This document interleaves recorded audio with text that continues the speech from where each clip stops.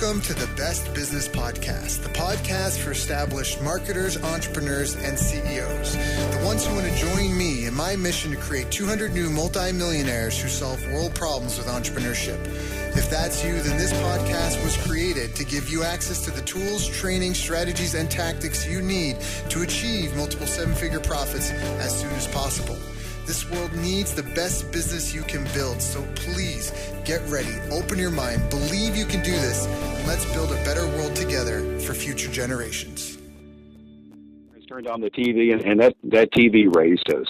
And that's been one of my bigger challenges, to get away from things that don't contribute to my success, like TV, and just focus on things that do work.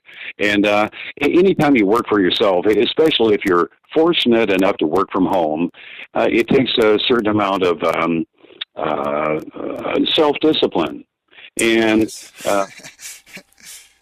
that was one of my biggest challenges in the beginning, to be disciplined enough to do the things I knew I needed to do to make money. Yeah. We tend to get sidetracked, especially working from home. It's too easy to go in and make a sandwich and do the laundry and watch Oprah or. You know what's so funny is I was actually just talking to a friend about that the other day. I was talking because I'm seeing this girl, and she came over, and and the place wasn't, I don't want to say it was messy, but the dishes weren't done in the sink, and I started to do them. But she's made a comment. She's like, "You're home all day. Why do you let them build up like that?" And it was like, I don't want to give a wrong impression. Like, the sink was full. It wasn't like terrible. Yeah. But she was like, "You're here. Why don't you just do it? Like, why don't you just do it as you cook?" Because that was her thing. My mom, like, we cook as we clean, and I'm like, well, when I'm at work, I need to work. And so when I go get food, I'm just getting food. I'm not getting food and cleaning. You know what I mean? That's not what I'm doing. I'll do that later in the time that I've scheduled for it. So I agree with you a whole 180%. So what are some of the disciplines that you feel that really helped you in overcoming that and getting established in, your work from home, self-employed, entrepreneurial mindset?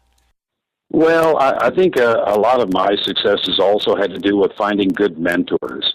No matter who we are or at what level in our career or success, we need to find people that can coach us along the proper road. Hopefully people that have been there and done what we want to do or want to achieve, and people that will coach us through that. And I know that's something that you're especially good at yourself. Thank you. I appreciate that. Well, that's the whole purpose of this podcast, in essence, because you're right. I mean, none of us really grew up and learned how to tie our own shoes. None of us taught ourselves how to ride a bicycle.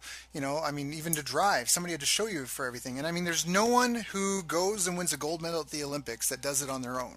There's no one who just, they grew up and just trained with some friends and now they're bringing home gold medals. They have to have a coach. And a lot of times they have more than one coach. So you have a diet and a coach, you have your nutritional coach, you have your endurance or strength training coach, and then you have your actual sports specific coach. And so you're right. I agree with you 180%. So that really helped you. Who were some of your mentors, or what were some of the people that you reached out to earlier in your career? Well, some of the people that have coached me throughout my career, I'm not sure if you've heard of Peak Potentials, The Millionaire Mind, T. Harv Eker. I've done a lot of volunteer work for them, and some of their lead trainers and coaches have coached me throughout the years. But isn't it amazing how sometimes we get really busy, but we don't get anything done? Yes. And so it's all about focusing on things that do make that progress, because not a single one of us were born to be a good entrepreneur. That they're all learned traits and habits that we develop over time. Right. I agree wholeheartedly. In fact, we had another interview with Max Carey. It's a very popular interview called $1 Billion in Business Success Tips. And one of the things that he said was, when a lot of people go into business, it's because they lost their job or they're in transition. But what a lot of people don't realize is that when you become self-employed, you're unemployed. Like when you go to start a business, you're unemployed, and nobody has training in being unemployed. And most of us spend our lives trying to find employment. And that's what trap a lot of people fall into, is they create a job for themselves. They don't create a business. So and Roger. and, Oh, and oftentimes they don't know any other way to get by. right, right. Uh, yeah, as you mentioned, growing up in my family being in the oil business, and I got kind of spoiled by that. You know, I didn't really have to work for it, and but when I had to get a job like everyone else, I quickly learned that that was not going to get me back to where I used to be or where I wanted to go. Um, you know, I after getting laid off from a job that I had for 7 years, working in a warehouse, a grocery distribution center, nothing glamorous. But about 6 months into that vacation, someone asked me to sit down and look at a business. And I guess I was just open and minded enough to do it, Mm. to look. And I had nothing else to do. They were buying the coffee, so why not? But I quickly saw how I could replace my full-time income working from home. And not everyone would have the guts to do something like that, but I knew that I had to do something different. So I gave it a try, and that was over 12 years ago that I replaced my full-time income. So, you know, having that freedom, and I know that you're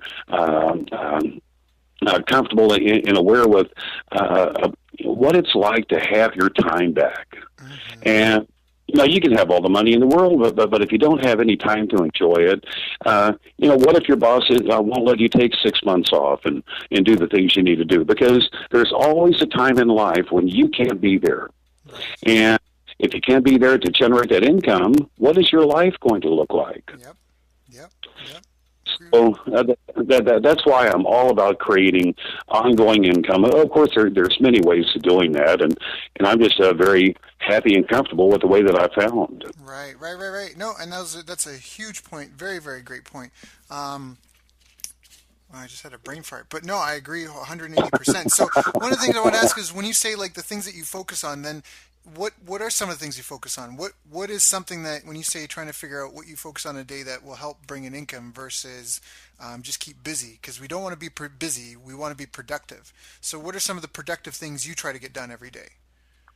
Well, with any true business, we are compensated by how much of a product or a service we move to the end consumer. If you don't do that, you don't truly have a business. So I just focus on ways of doing that. In my case, I have so many different ways of helping people. We have different divisions of my company where I can help people with a beautiful customized website Hmm. for any type of business. I have another division where I work with doctors and nurses around the country to customize wellness solutions. So many different divisions and ways of helping people. Right. But in the end, you have to identify the best ways of moving those products and services to the end consumer, and just focus on those things. Got it. So you're saying that you spend the lion's share of your time on finding new clients and finding new ways to help existing clients. Is that correct? Absolutely. Got it. So anything else that you're doing probably might not be something that you need to do, and you know what I mean, like it's something that you could be delegated. And this brings up a really great point. I remember one. I don't remember where I heard it from, but it was, if you want to make $100 an hour, then stop doing $10 an hour work. And so it's important to, and it's true because again, we go back to, I have a friend, actually there's another interview we did, Brad Martineau. He was talking about hiring a driver to drive him and his family from Phoenix to San Diego because he wanted that time to be able to work, and it was worth it for him to pay a driver to drive them, whatever the hourly fee was, because it would allow him the freedom to keep working on his business. And so he was able to focus on a higher value task versus the other. And I do the same. I'm a big advocate of having like a cleaning lady or someone that comes, I've a lady that comes every other week, and she cleans my place top to bottom, does my laundry, irons, folds it, puts it away. And it costs me maybe $150 a month.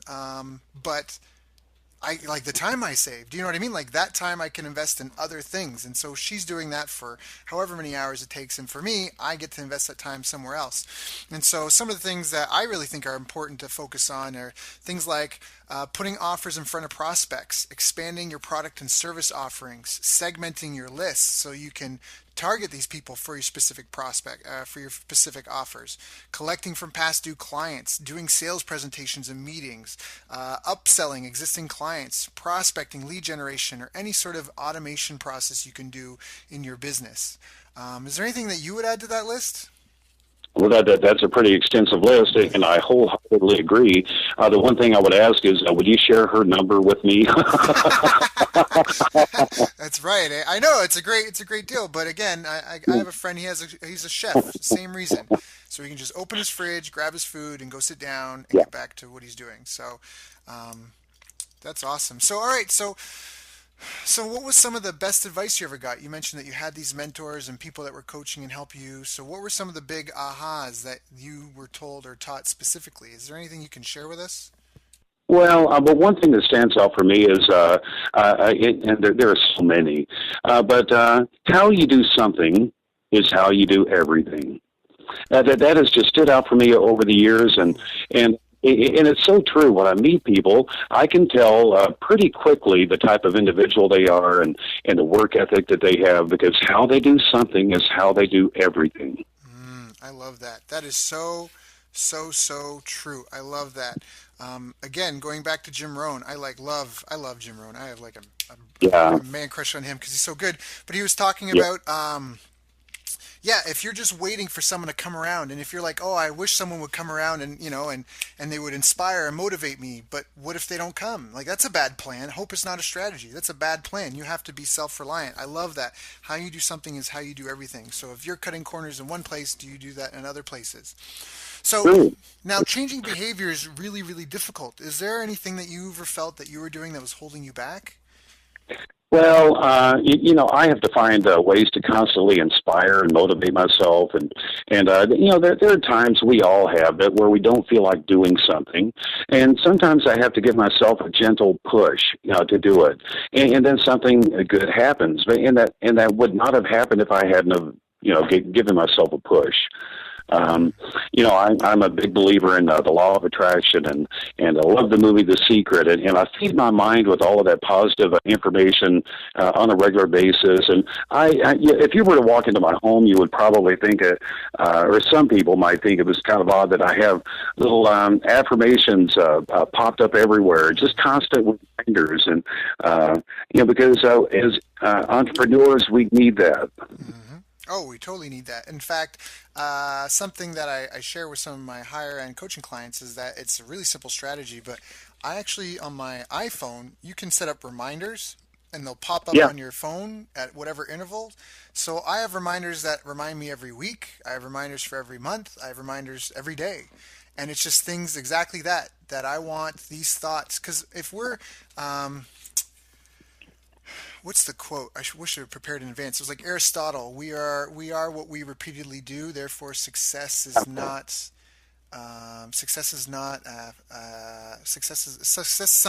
something. It's a habit. I forget the quote, Yeah. and that's I want to continually be thinking about these things. Right? Like, what am I focusing on? And so I've like honestly, I have probably about 100 different reminders that pop up on my phone for the exact same reason that you said, because it's just my phone. And when I was in Japan, they called it 3 meter media because your phone's never more than 3 meters away from you. And so again, just the same thing up on your walls. Who cares what other people think? It's not for them. It's for you, right? So. Um, Another thing that has helped me quite a bit, Daryl, is creating and updating a goal statement. And this is something I've gotten very good at helping other people do as well. To identify exactly what it is that you want at any given period of time, obviously create a roadmap, a realistic one to help you get there, and to put that into a goal statement in the present tense, and read that as though you have already accomplished it at whatever date. And of course, to freshen your mind first thing in the morning, and also before you go to bed, at least twice a day, of where you're headed, what you're going to achieve, and to read it again as though you have already accomplished it. I love that. I love that so much because that was actually something that was almost a life-changing milestone in my life. That's from Think and Grow Rich, and that's a huge thing. You just dropped a big bomb. Whoever's listening to this, you need to stop, and if you don't have your mission statement, you need to go and get a copy of Think and Grow Rich and get that taken care of. I set a goal. I don't. Do you have your mission statement? Do you want to share? I can share mine, but since you're the guest, I hate to admit I don't have it handy. Got it. Yeah, that's okay. It wasn't. I didn't tell you to prep for that for this. But some of the things on my goal statement, purchasing that 40-foot RV. It's a diesel pusher with 3 slide outs and a washer and dryer and dishwasher, so having already accomplished that, it's important to put yourself into what does it feel like to have already done that, and stick a date on it, and remind yourself every day why you're doing what you're doing. Yeah, that's kind of like I was saying. So I set a goal one year. I remember back in the day I was at some event, and the guru up on the wall, he had, if you want to be broke, hang around 9 broke people. And I was like, forget that. I want to be rich. I want to meet 9 millionaires. So I set a goal, and the next year I did. I met 12 millionaires. And one of the things that I also did in that period of time is, from Think and Grow Rich, I created my own personal mission statement, and it went, I will generate over $1 million in annual recurring net income by April 14th, 2014. I will sell ideas and information products, digital and or paper and ink, to provide large groups of people suffering from serious or urgent problems access to solutions from world-class experts. Using the T times C equals money formula, I will employ automated systems to generate leads, nurture prospects, make sales, fulfill orders, provide aftercare, and upsell, giving me a financially secure, long, happy, healthy, joyful, and wealthy life. And you mentioned the secret, and it's funny because at the time, during this process, I was launching kind of what I'm doing now as a coach and consultant because of previous business success I'd had. And I remember it was early April 2014, and I'd made more money than I had, in a previous period in my life. And I was working for John Assraff from the movie The Secret. And I remember I was kind of bummed out though, because it was early April and I felt like the deadline was approaching. And I was like, I don't have $1 million in my bank account. This kind of sucks. And then I realized, wait a minute. I'm working full time on someone else's business. What have I helped them generate? And I went and I logged into our Infusionsoft account, and I'd set up some, anyways, we had a variety of marketing campaigns created, and one of them was kind of my pet project, and it had done $1.4 million, and it was just like a couple of days into April. And then I realized I did it, and I was so ecstatic. What I realized is that I didn't need to say for myself. I will generate $1 million for myself. And that's what helped inspire this podcast, actually, is because after I did that, I remember talking to someone at a coffee shop, and they were saying, Daryl, if I knew the people you knew, and I was able to sit down and have conversations with people like Roger Rose, I would probably be able to accomplish those things as well. And so now I've set a new mission and a new goal to help create 200 new multimillionaire business owners. And that's, I guess, sorry, that's a bit of a tangent, but that's kind of a bit of the background of what brought you here for us, Roger. So I think that's a huge thing. I think that's so important to have proper goal setting, to write it down. I talk to people that are into goal setting. They're like, no, I keep it in my head. No, you got to get it down. No. You got to get it up on the wall, just like you said. I mean, are there key places that you put your affirmations? I put them on my bedroom door, on the inside of my front door. They're on the wall right by my desk. I can't miss them. And one key thing that helped me in fine-tuning my goal statement is to never write "I will," but write it as though I did. I've done it.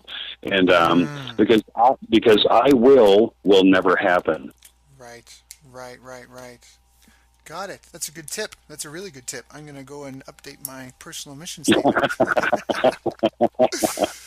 So, all right. So now, do you see a lot of mistakes other people make? I mean, obviously, you're having, you're building this income. You're having your time freedom, and you see other people doing stuff, and they're struggling, or they're hitting walls. I mean, we all hit walls. So anyone who's listening to this, I mean, I bring people on the podcast that have achieved things, but was it success has many fathers, but failure is an orphan? And I think that's so true because, right, we all kind of, well, we wear maybe our scars of pride, but we don't necessarily go and parade them around town. But what are some of the mistakes that you see other people making, challenges you see other people going through that they wouldn't have to? Well, I think it's always easier to recognize other people's faults or shortcomings, and without really making them out to be that, to identify different ways that people can do better at what they're doing, and of course encourage them. That we all make mistakes, and I do too. I just don't recognize them as well as I do other people's. Right. Because you're too close to it, right? Right. So do you have like I mean you mentioned mentorship before. So do you have a couple of mentors? Do you have like a board of advisors for your business? How do you get that outside perspective? Well, Doug Nelson, he's the lead trainer for Peak Potentials. He's been a longtime mentor of mine. Also, Colin Haskins, buddy out of Chicago. I know many millionaires, and so I simply spend time with them, finding out what has worked for them, and they coach and mentor me through the process. And of course, I do the same for dozens of other people around the country. Yeah, you and me both. Got it. So it's just like you said, it's staying plugged in. It's understanding Yes. that, yeah, that you just need that. You need that guidance. And I don't know if it's a harsh fact or reality, but people always take advice from people who are not qualified to give it. You have a friend that's a great hockey player, and so you ask about nutrition, or you ask about like dating advice. But they say never Yeah. take advice from someone you don't want to trade shoes with for that thing. They may be very knowledgeable about, they may be very knowledgeable, say, about how to get dates, but you ask them about how to balance your checkbook. That's a bad idea, or, and people do that all the time. So you've got specific mentors for specific things, correct? I do. I do definitely. Got it. That's awesome. So, are there any books or anything that you like to read as well? Is there anything that you would recommend to people listening to this? Oh, so many. Who moved my cheese? Secrets of the Millionaire Mind. Of course, The Secret itself. Um, so many. And you've mentioned several, and Think and Grow Rich. It's just been for decades. I've just immersed myself in the teachings of some of these pioneers, and I try to stay abreast of new books that come out too. That I can usually find at least one nugget in every book I read. Yeah, I like that you said that. There's a great quote: "The book you don't own, you can't read, and the book you don't read can't help you." So Yeah. if there's a book that someone mentions that can have, I buy books off Amazon like I'm a crack addict. Like I just anytime there's a book I don't own that someone says has given them any sort of value, I get it because I need to own it first of all. And I've got books that I've read and haven't read, but at least you can crack it open and get something from that book. Just get something. Books are such a great way to learn because people pour their heart and soul and their lives experience into books. And you can just, for a couple of bucks, I buy them used on Amazon sometimes for $1 plus shipping. I mean, it doesn't get much better than that. You get some guy's 40 years of experience in building and growing businesses, and you just, you don't think you'll read it, so you don't bother buying it. I mean, to me, that's just a waste. Do you have Nowadays, people keep their entire library on an iPod. Right. It is crazy. It's so crazy. That brings up a really excellent point because how you do something is how you do everything. To bring that quote back up. So many people, they walk over all this opportunity. People don't realize, like when you go on Google, Google is phenomenal. I mean, before the internet, if you had a question, your only way to get an answer was to ask your friends and family and draw on their formal training and their life experience, your own formal training and life experience. And if that didn't solve your problem and that didn't give you a satisfactory answer, you had to get in some sort of transportation vehicle, go to the library, find the section with the books on that, look at the books, pick a couple that you think might have the answer, and then go sit down and then go research through it and read it and then make photocopies, or take the book. Like it was just such a long. Now I've got my phone. I can instantly access like people are listening to this right now. Do you know what I mean? Like they're instantly accessing and plugging in. We have mind share space. They're downloading our knowledge directly into their brain. Oh, I'm throwing my phone as I'm talking. I'm getting animated here. No one can see me. But it's just so powerful. I mean, you can go and look up in Google and find the world's leading expert in X, and then find them on social media and just send them a personal question. Just reach out and build a relationship with that person. People, keyword research. I love how people, they gloss over keyword research. They don't even know realize what they're doing. You are like reading a collection of people's thoughts that has been plucked out of their head and put into a database for you that you can count and see how many people are searching for this problem. Do you know what I mean? Like, how great would that be to be able to read your prospect's mind and know what they're thinking and know the questions? But so many people don't recognize the tools that they have. And so again, how you do something is how you do everything. And just like you said, you can carry a library. You can carry an entire library with you in the palm of your hand. That is phenomenal. How many people care? No. Most people are watching Family Guy or Dawn of the Dead or whatever the newest show is, right? So I'm like you. I'm not. Do you own a TV? I don't even own a TV. I watch movies, but if I do, it's on my laptop. Otherwise, that's it. I won't turn my TV on before 9 p.m. I figure by 9 p.m. it's too late to talk with anybody. Right. But, you just mentioned something about reading people's minds. Because I've had people ask me before if I could have a superpower, what would that superpower be? And I believe if you had the power to read people's minds, you could own the world. Oh, yes. Yep, I agree. That is the one superpower that I would love to have. Yep. Well, Zig Ziglar said that. He said, you can have anything you want in this life as long as you help enough people get what they want.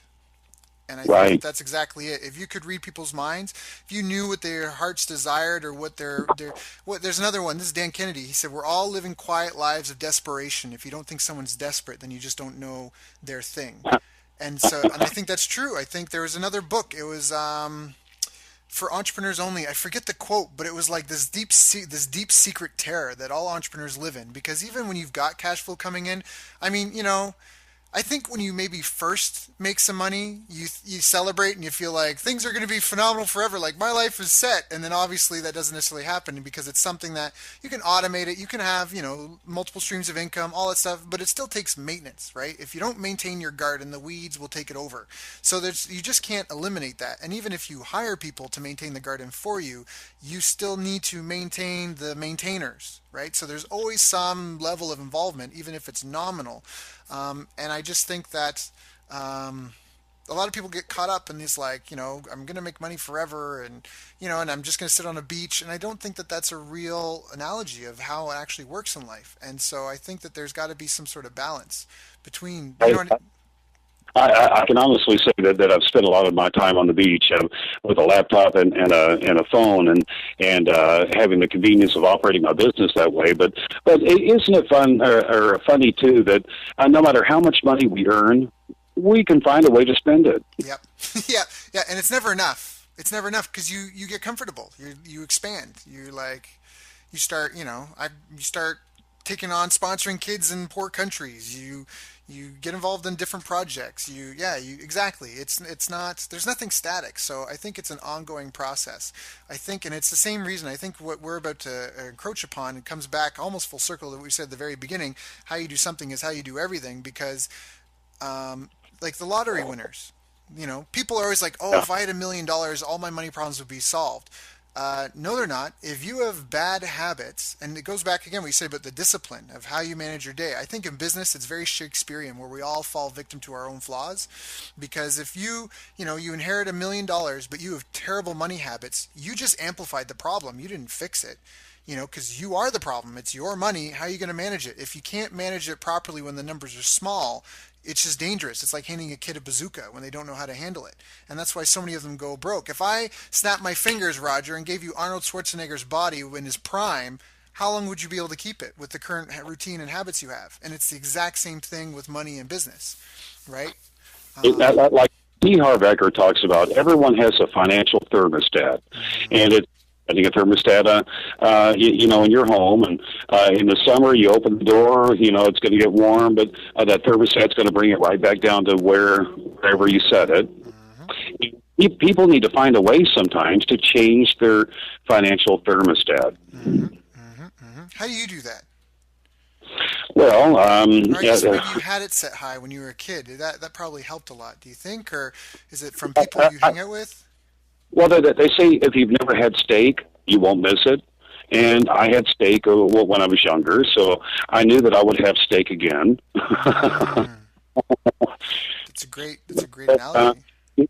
it has to do with your financial thermostat, and I don't know if you've noticed how people that have had a certain amount of success, if they lose it, that they wind up getting it back, Hmm. and for other people that they simply need to modify their habits and things they do to change that thermostat because it can be changed. Right. It can. It's like anything. It's coaching. There's no big bean counter in the sky that determines how much money you can or can't make. And that's something that I love. And that's something that changed my mind. In fact, I talked with one of my mentors about it, and we were talking about, like the success I had working for John and other clients that I've helped generate, pretty impressive amounts of money. And I was just talking about when I cut my teeth, I was in a small business. I was in a martial arts school in a small town, like 100,000 people, and it's like the martial art was Gracie Jiu Jitsu, Brazilian Jiu Jitsu. And so out of 100,000 people, even if we're generous and say 13% are interested in martial arts, that's 13,000 people. How many of those are actually interested in training? Do you know what I mean? Like, let's just say, let's even be generous. Let's say there's 10,000 people. Okay, but there's so many different arts. How many people are interested in your art? Do you know what I mean? Like now we're down to a few thousand people. And then there's, all your competitors. How many, like, how are you going to share those? And so I didn't realize, again, you know better when you do better. And just, I was working with a hammer. That's all I had. I automated the snot out of my business. I had all my marketing up and my funnels and that. And then when I stepped into a business that was, they sold remotely, do you know what I mean? I had an international audience, and I applied those same principles from the disciplines that I developed when I was in doing something small. And it's almost like if you train for a marathon with heavy boots, and then you can take them off and run. That's part of what I feel has been so successful is realizing, and sometimes it's just little things that hold people back, and they don't even realize it because they don't know what they don't know. Um, does that make sense? I don't know if I went off on a side tangent or not, It but it definitely makes sense, and times have changed. Today we live in a different era than even 10 years ago, and social media has played a huge part in my success in my business, and learning to properly use social media. So you're not pushing and promoting, but you're sharing real experiences with people, and branding yourself. Because when people see your picture on social media, what are they going to think of? right. And that all has to do with the way you're branding yourself and your business and whatnot. But Hmm. And the relationship you're building with them over time. absolutely, and isn't it amazing how that has really changed the paradigm of business? Yeah. Oh, yeah. It's provided transparency, and again, it gives you access to people almost never seen before. And some of the tools, I mean, now is there's so much available for people. Anybody who's complaining from a lack of opportunity, they're walking through a forest looking for firewood. And they're trying to find the fallen tree that's just been sitting there dry and just waiting to be picked up and taken home. But you'll find that, but you'll have to cover a lot of ground to get it. If you're willing to just cut a tree down and cure it and take care of it, then there's so much opportunity. I don't know where I heard this quote, but it was most men are like lobsters sitting on the rocks at shore waiting for the tide to come in, and they'll sit there until they die, even knowing that if they move just a few meager feet, they would have a full ocean of opportunity available to them. Something like that. But I feel like that's real. I don't Well, know if that's true or not with lobsters, but everyone seems to be looking for a shortcut too, hmm. and quick and easy doesn't last long. Yep.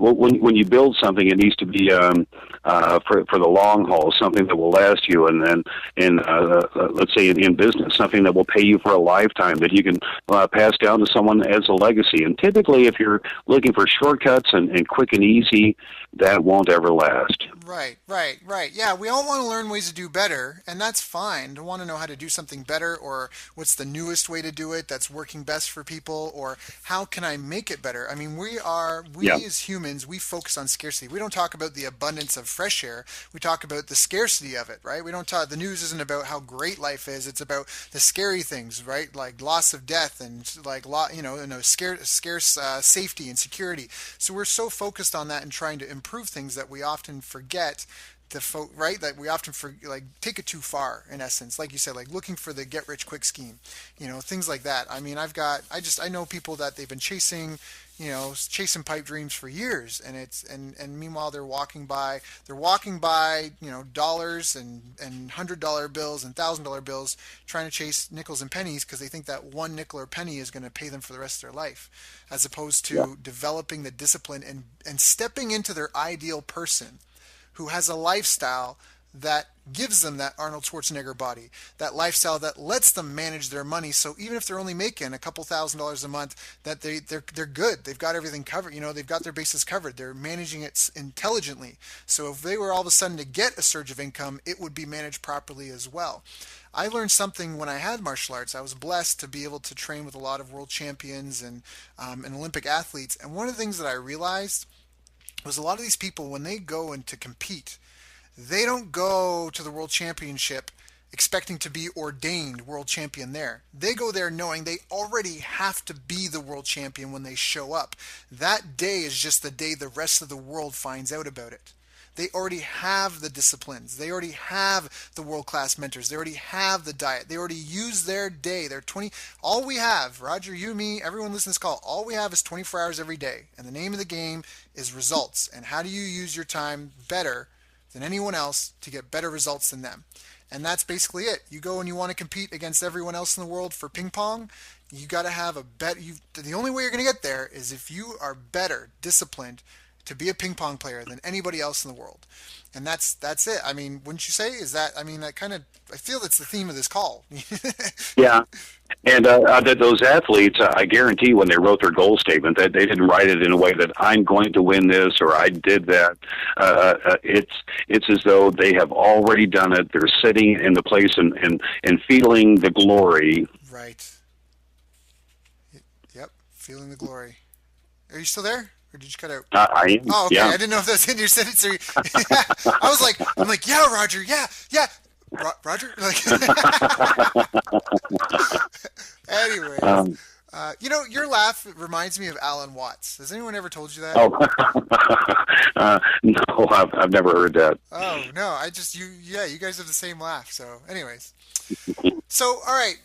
Roger, I think we've given a ton of great information. I think this is a phenomenal call. People, if you haven't taken notes, go back, listen again, create your checklist, take your action items. What can you get done in the next 24 hours? What can you get done in the next week? What can you get someone else to do for you to help you accomplish more? And what could you be doing better? What discipline is holding you back? What discipline do you need to get you from where you are to the next level? How would you spend your day in your life and your time on a day-to-day basis if you were the person you're trying to be? Think about that, document that, compare it to what exists, and find coaches, support, find the community, find the people you need to be surrounded by. Do whatever you need to do. Have a buddy that you owe $100 if you haven't accomplished blank by the end of the week, to hold yourself accountable and to develop those habits and behaviors and to the disciplines to be the person you want to be. So please, if you haven't, again, take those notes, go back, listen to this call a couple of more times. There is so much value in this, Roger. I'm so appreciative that you came on to call today. What are you working on these days, buddy? What are you excited about? Well, I've got this new way of helping people create a shopping annuity on the dollars they are already spending. So without taking anything more out of their budget, just helping them find a way to create an annuity. And by that I mean an ongoing income based on what they are already purchasing. And so just showing these things to people can be mind-blowing. And for many people, it can be several hundred or several thousands of dollars on a regular monthly basis. And I'm having a lot of fun with that. I mentioned other divisions of my company too, but I like franchise concepts. I like finding systems that work so you don't have to reinvent the wheel. You simply plug in a system for someone, and if they do those things, it will work. Mm-hmm. Yeah, no, that's exactly actually. In fact, a lot of well, I don't know if I want to get into another tangent on something, but a lot that's what it is. I mean, 80-90% of small businesses fail because they don't have any systems. They're trying to figure out the system. Whereas on the inverse, like something like 80% of franchises succeed because the figuring out part has been already done for them. They just here's your checklist. Absolutely. Like, You walk into a McDonald's, not that anyone on this podcast would, but the French fry machine is always in the same place. They right. do that for a reason. Yep. Yep. Right.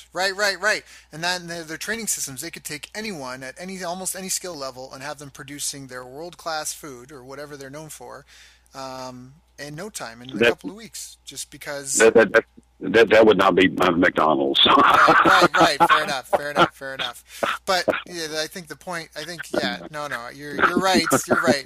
McDonald's is such a great example, though, right? For at least for systems and processes, because wherever you Yeah. go, that's why they charge millions of dollars for it. And as a caveat, as a side note to this, I think it's funny how in our education system, if a child like copies a friend's answers on a test, they're expelled and they're severely reprimanded. If I go give McDonald's a couple $1 million, I go, okay, come over to my office and I want you to do exactly as I'm doing. And I feel like in some ways that's like obviously you want to be able to think for yourself and create original ideas and content, but I feel like that there needs to be like in some ways I feel like people are getting trained out of copying things that work when like again we talk about trying to take shortcuts and get rich quick. It's not so much a get rich quick thing, but it's copy the systems and methods that work, and that's sounds like what you do. You just follow franchise models and systems, you implement them for people, and you acquire. It sounds like you're a collector of them. Is that kind of a good way to articulate it? Well, yes, and don't try to overthink or overanalyze things because we as human beings tend to do that, especially left brain people. And so keep it simple. Simple always works better. It's easier to duplicate too as well. And simple systems. Find them and either create them or find systems that have worked for other people and simply duplicate them. I love that. That's awesome. So, Roger, if anyone's interested in reaching out to you and working with you and asking about what you're doing or how you could help them, what's the best way to get in contact with you? I don't mind sharing my cell phone number. That number is 360-513-7673. And that spells my last name Rose. But you can also find me on Facebook. Facebook, I believe RoseNet is one of my pages. I have several others and I have many different websites too. But anyone that has a question or needs a little guidance, I'm the maker of my own time, so I'm happy to do that. Got it. Well, thank you. That's very, very generous of you to offer your time like that. So, the on Facebook, it was RoseNet, RoSeNet. That's your page that they can reach you through if they just do a search for that. Yes, that's it. And then what was your cell phone number again? 360-513-7673. That's awesome. Well, Roger, thank you so much for joining me on the call today. Is there anything I didn't ask you that I should have asked you? We covered a lot of territory, and Gerald, I want to thank you again for inviting me on the webinar. You have so much to offer people, and I'm glad that you found this format as a way to share that with people. Thank you. Well, I think like most of us, we all just want to make a difference, earn a nice living, and try to make this world a better place, so we can spend our time doing the things we enjoy and surrounding ourselves with friends and family. So, yeah, I owe everything to people like you that would spend some time with me and point me in the right direction. Jim Rohn has a quote where if you have someone who's doing the wrong things, they don't need motivation because now all you have is a motivated idiot. What they need is what you need is an education, turn them around and point them in the right direction, right?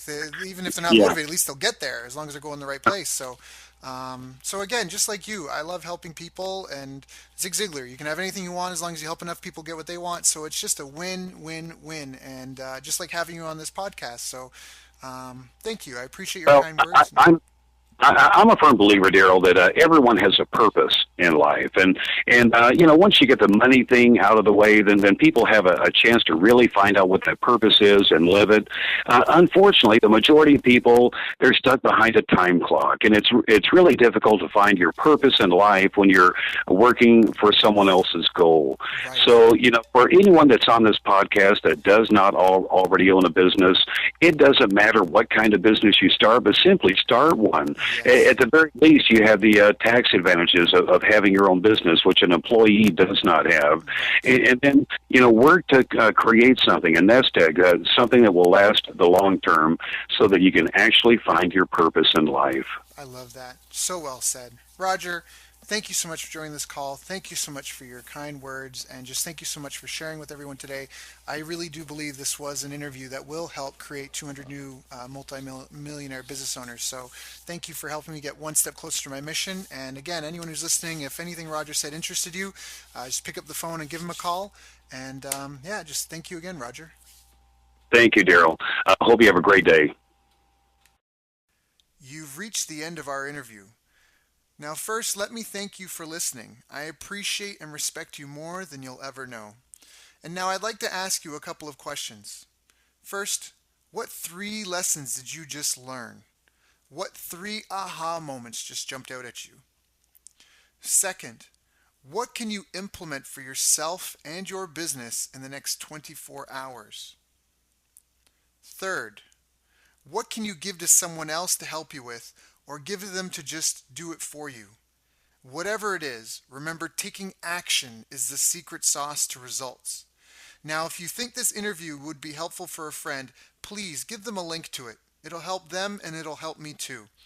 I'd also like to invite you to help me find out more about the challenges you're facing, your dreams, your goals, and how I can help you overcome what's holding you back. We both do better when we know better, and your success is my success. So please reach out and interact. You can visit our website, bestbusinesscoach.ca for Canada or California, where I'm from and where I'm living. You're welcome to also try out one of our paid programs. You can find us on YouTube, Facebook, and pretty much every other social media channel you can think of. You should also subscribe to the podcast, and if you're enjoying them, please leave us a nice review. It really helps. That's all for now. Once again, thank you. Take care of yourself, and remember, the world needs the best business you can build. And I believe in you.